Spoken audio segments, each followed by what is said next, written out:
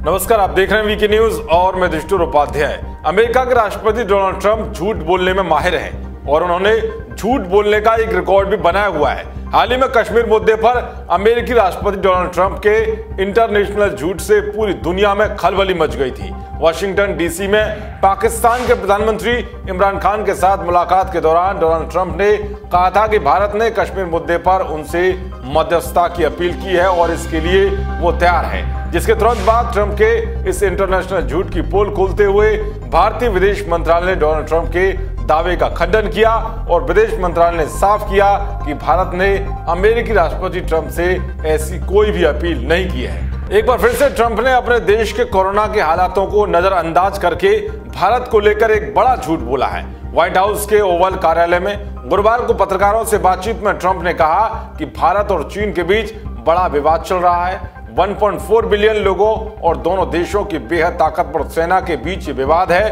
भारत खुश नहीं है और ये भी संभव है कि चीन भी खुश नहीं है। मैंने पीएम मोदी से फोन पर बात की थी। चीन के साथ जो भी चल रहा है उस पर उनका मूड अच्छा नहीं है। जिसके बाद ट्रंप के इस झूठे दावे का खुद भारत ने खंडन करते हुए गलत बताया है। एएनआई के मुताबिक पीएम मोदी और अमेरिकी राष्ट्रपति ट्रंप के बीच हाल ही में कोई संपर्क नहीं हुआ है। उनके बीच अंतिम बातचीत 4 अप्रैल 2020 को हाइड्रोक्सीक्लोरोक्वीन के विषय पर हुई थी। विदेश मंत्रालय ने यह भी स्पष्ट कर दिया था कि हम सीधे तौर पर स्थापित तंत्र और कूटनीतिक संपर्कों के माध्यम से चीन के संपर्क में हैं। बता दें कि 2 दिन पहले अमेरिका के राष्ट्रपति डोनाल्ड ट्रंप ने भारत और चीन के बीच सीमा विवाद को लेकर मध्यस्थता करने की पेशकश की थी। उन्होंने अपने एक ट्वीट में कहा था कि हमने भारत और चीन दोनों को सूचित किया है कि अगर वो चाहें तो सीमा विवाद में अमेरिका मध्यस्थता करने को तैयार है।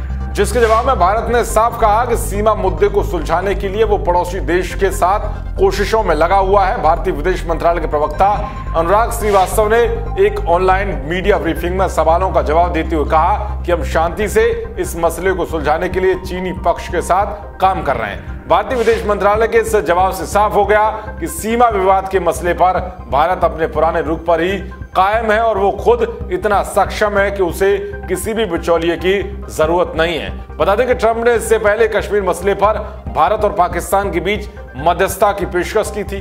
भारत ने तब भी इस प्रस्ताव को खारिज कर दिया था। यानी कि भारत का मत साफ है कि वो इतना सक्षम है कि ऐसे मुद्दों को खुद ही निपटा सकता है, उसे किसी भी बिचौलिए की जरूरत नहीं है। वैसे भी पूरी दुनिया में भारत के बढ़ते रुतबे और कद का अंदाजा इसी बात से लगाया जा सकता है कि ईरान और अमेरिका के बीच जब तनाव ज्यादा बढ़ गया था तो तब इस विवाद को सुलझाने के लिए भारत से मदद मांगी गई थी।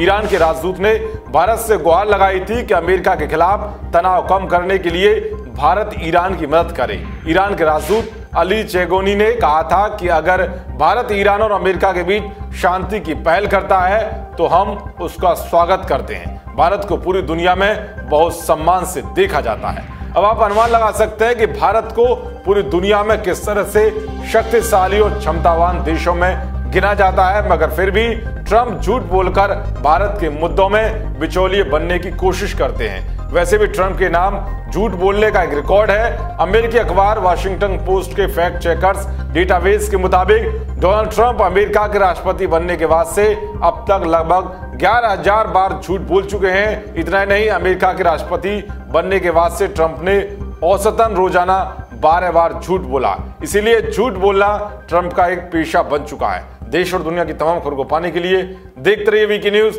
जय हिंद, जय भारत।